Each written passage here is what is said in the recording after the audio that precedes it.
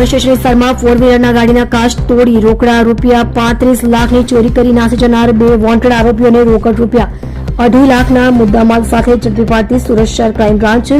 ગઈ તારીખ 19/2/2026 સાંજના આશરે 4:15 વાગ્યાના સુમારે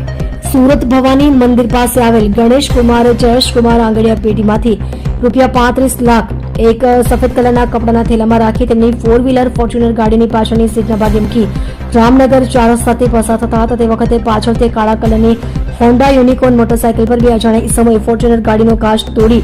તેમાંથી રૂપિયા 35 લાખ ભરેલ બેગ લઈને નાસી ગયેલાનો બનાવ બનવા પામેલ હતો।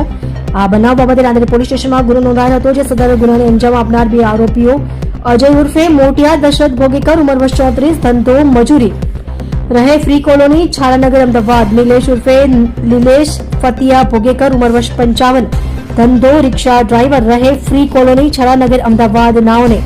એક યુનિકોર્ન મોટરસાયકલ નંબર GJ05AC6174 ઉપર કઠોર ગામથી વાલાંજા તરફ જતા રોડ ઉપર જાહેરમાંથી ચોરી કરેલ રોકડા રૂપિયા 19,13,500 સાથે તારીખ 24/2/2026 રોજ પકડી પાડવામાં આવ્યા હતા।